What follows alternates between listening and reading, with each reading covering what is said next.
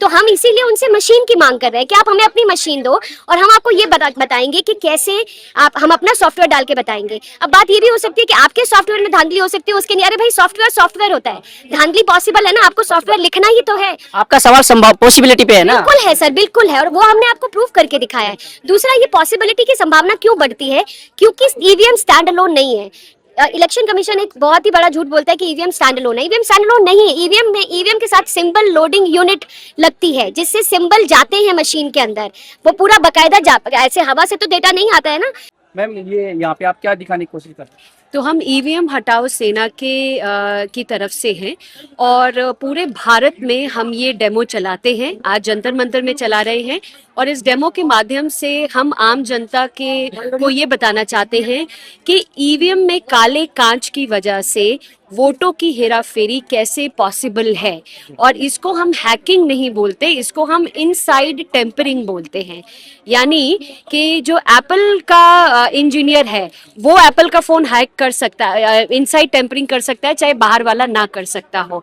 और ये हमने एक डेमो मशीन बनाई है जो राहुल चिमन भाई मेहता, जो आईआईटी के इंजीनियर हैं, उन्होंने ये डेमो मशीन बनाई है। उन्होंने अपना सॉफ्टवेयर डाला है और ये दिखाने की कोशिश की है कि कैसे काले कांच की वजह से और लाइट की जो अवधि कम कर दी गई है और लाइट सेंसर की वजह से वोटों की चोरी, वोटों की हेराफेरी कैसे पॉसिबल है अगर कोई करना चाहे तो।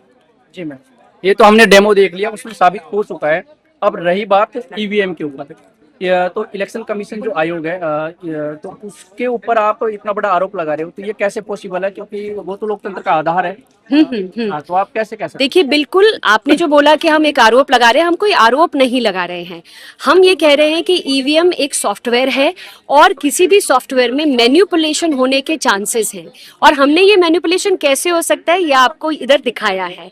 अब क्योंकि इसमें मैनिपुलेशन होने की संभावना है और अगर आप कह रहे हैं कि वो डेमोक्रेसी का आधार है, तो हमारे पास भी तो एक ही वो है, अधिकार है, और वो अधिकार है वोट देने का।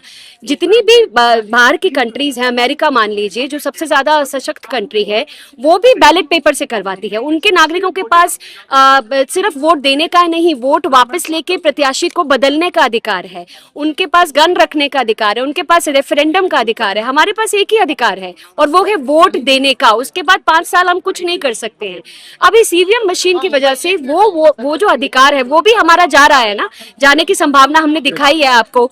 तो हमारी बस इतनी मांग है, हमारी ईवीएम जो चलाना चाहते हैं उनसे कोई झगड़ा नहीं है। हमारा एक ही मांग है कि ईवीएम के साथ साथ आपको बैलेट पेपर को भी रखना चाहिए, ताकि जिसको ईवीएम पे विश्वास है वो ईवीएम को वोट दे, पर जिसको नहीं है उसके लिए बैलेट पेपर का ऑप्शन आपको देना चाहिए। अभी वो ऑप्शन नहीं है हमारे पास। मतलब आप ओनली संभावना बता रहे हो कि ये पॉसिबल है, ये सब पॉसिबिलिटी है सर, बिल्कुल है, क्योंकि इलेक्शन कमीशन ने कभी भी अपनी मशीन नहीं दी है। बाहर के देशों में जहां भी ईवीएम यूज होता है, आप जितना पैसा मशीन का होता है उसका डिमांड ड्राफ्ट दे के कोई भी इंजीनियर मशीन को मंगवा सकता है और बोल सकता है कि हाँ मुझे इसको चेक करना है अंदर से कि इसमें मैनिपुलेशन कैसे हो सकती है। हमने 40,000 का डीडी दिया हुआ है इलेक्शन कमीशन को और आज तक हमें उनसे कुछ नहीं सुनाई दिया है कि हम मशीन देंगे नहीं देंगे। उन्होंने कुछ साल पहले एक हैकाथॉन रखा था जिसको हम जोकाथॉन बोलते हैं। जोका मतलब वो जोक की तरह था कि उन्होंने मशीन सामने रख दी, ना इंजीनियर्स को बुलाया, सिर्फ पार्टीज को बुलाया। उनको इंजीनियर्स को बुलाना चाहिए था। मशीन सामने रख के बोला कि आप मैनिपुलेशन करके दिखाओ। तो कोई भी इंजीनियर या भगवान भी मशीन सामने सामने रख के बिना सॉफ्टवेयर को छेड़े या बिना सॉफ्टवेयर को हाथ लगाए कैसे मैनिपुलेशन करेगा? तो हम इसीलिए उनसे मशीन की मांग कर रहे हैं कि आप हमें अपनी मशीन दो और हम आपको ये बताएंगे कि कैसे हम अपना सॉफ्टवेयर डाल के बताएंगे। अब बात ये भी हो सकती है कि आपके सॉफ्टवेयर में धांधली हो सकती है, उसके नहीं। अरे भाई, सॉफ्टवेयर सॉफ्टवेयर होता है, धांधली पॉसिबल है ना, आपको सॉफ्टवेयर लिखना ही तो है। आपका सवाल संभव पॉसिबिलिटी पे है ना। बिल्कुल है सर, बिल्कुल है, और वो हमने आपको प्रूफ करके दिखाया है। दूसरा, ये पॉसिबिलिटी की संभावना क्यों बढ़ती है? क्योंकि ईवीएम स्टैंड अलोन नहीं है। इलेक्शन कमीशन एक बहुत ही बड़ा झूठ बोलता है कि ईवीएम स्टैंड अलोन है। ईवीएम स्टैंड अलोन नहीं है। ईवीएम के साथ सिंबल लोडिंग यूनिट लगती है, जिससे सिंबल जाते हैं मशीन के अंदर। वो पूरा बकायदा ऐसे हवा से तो डेटा नहीं आता है ना। वो पूरा बकायदा डेटा सिंबल लोडिंग फाइल होती है, symbol loading file symbol loading unit में डाली जाती है, यूनिट से फिर इसमें जाती है।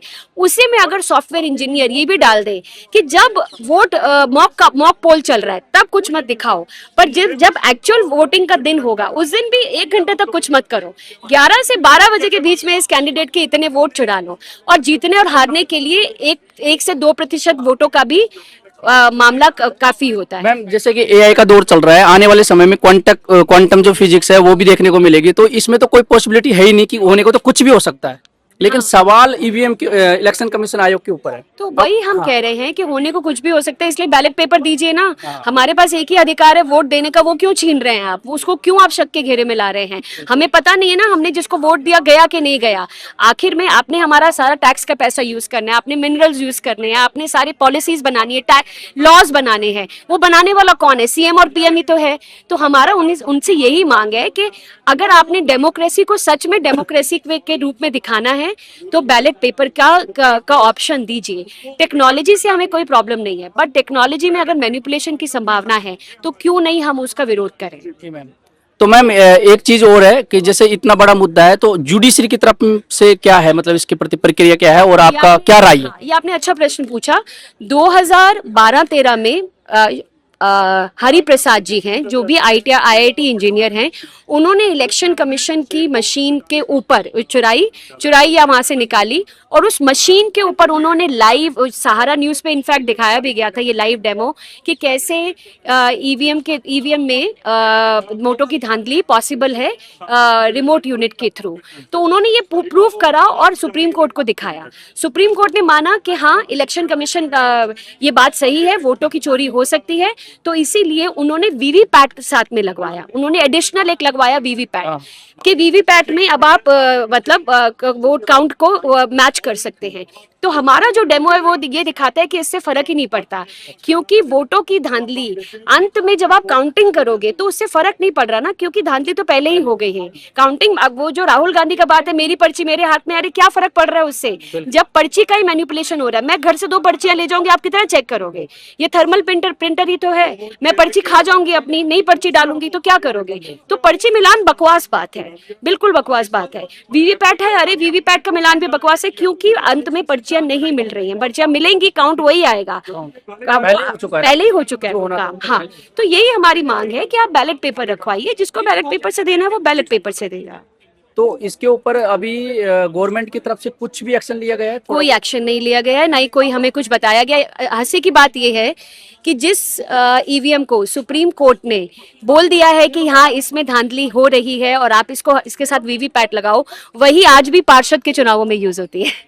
एज इट इज पार्षद के चुनाव पुरानी वाली ईवीएम से हो रहे हैं। तो अब बताइए, जब सुप्रीम कोर्ट कह चुका है और अभी तक इलेक्शन कमीशन ने नहीं उसको चेंज करा, तो आप और क्या उम्मीद रखते हैं? तो इसीलिए हमारी एक छोटी सी ये पहल है। हम वॉलंटियर्स हैं, हम आते हैं, अपना डेमो दिखाते हैं अलग अलग जगह पे अलग अलग लोगों को, और ये बताने की कोशिश करते हैं। और हमारी सरकार से और हमारे लोगों से क्या मांग है कि आप हमारी मदद कैसे कर सकते हैं? आपको कुछ नहीं करना है, 50 पैसे का पोस्ट कार्ड आता है, cancel EVM, cancel VVPAT, bring ballot paper back, यानी बैलेट पेपर से चुनाव कराइए। आपको ये प्रधानमंत्री को चिट्ठी लिखनी है, आप कभी भी लिख के भेज सकते हैं। हजारों की तादाद में जब ये चिट्ठियां जाएंगी तो प्रधानमंत्री सीएम के ऊपर प्रेशर बनेगा और वो इसके साथ या तो बैलेट पेपर रखेंगे या इसको पूरे तरीके से हटाएंगे। मैम इसके ऊपर तो आंदोलन भी हो चुके हैं, पहले प्रोटेस्ट भी हो चुके हैं, और सुप्रीम कोर्ट वगैरह के जो वकील है प्रमोद जो है उनका भी बड़ा प्रोटेस्ट रहा है। तो अब आवाज तो पहुंच, महमूद प्राचा वगैरह की बात कर, हाँ जी, उन्होंने किया था। हाँ, तो हम देखिए, हम ये सोच के कि किसी ने प्रोटेस्ट किया और उसके ऊपर कोई काम नहीं हुआ हम भी बैठ जाएं, ऐसा नहीं हो सकता। हम तो कितने भी प्रोटेस्ट हो रहे हैं नहीं हो रहे वो एक अलग बात है। हमारा जो है, हम मुंह जुबानी प्रोटेस्ट नहीं कर रहे हैं कि ईवीएम हटाइए, ईवीएम में ये हो रहा है वो हो रहा है, हम ये नहीं कह रहे। हमारा सिंपल है, हमने डेमो मशीन बनाई है, IIT इंजीनियर ने डेमो मशीन बनाई है और उसमें सॉफ्टवेयर के थ्रू हम बता रहे हैं कि कहाँ धांधली हो सकती है। नहीं, जैसे पर्ची की बात हो रही है कि पर्ची आप वहाँ पे पर्ची डालिए तो बात तो पहुंच गई होगी जहाँ तक तो जी बात पहुंच गई है, पर उतना अभी तक दबाव नहीं बना है। तो जब तक भारत भर से लोग ऐसा नहीं करेंगे, हर हर एक-एक आदमी। हाँ, हर घर से एक चिट्ठी नहीं जाएगी कि ईवीएम कैंसिल कीजिए और बैलेट पेपर को वापस लेके आइए। और बैलेट पेपर पे अब आपको बेहतर और अब देखिए, अब आप हजारों तरीके के कैमरास लगा सकते हैं, आपके पास सिक्योरिटी है, सब कुछ है। और वहीं के वहीं हमारे तो ये भी साथ में मांग है कि बैलेट पेपर को यहाँ से वहाँ हटाया भी ना जाए, वहीं के वहीं 24 घंटे में काउंटिंग कंप्लीट होनी चाहिए। और उसके लिए भारत सरकार के पास सब कुछ है, कैमरा भी है, मैन पावर भी है, सब कुछ है, अगर वो करना चाहे।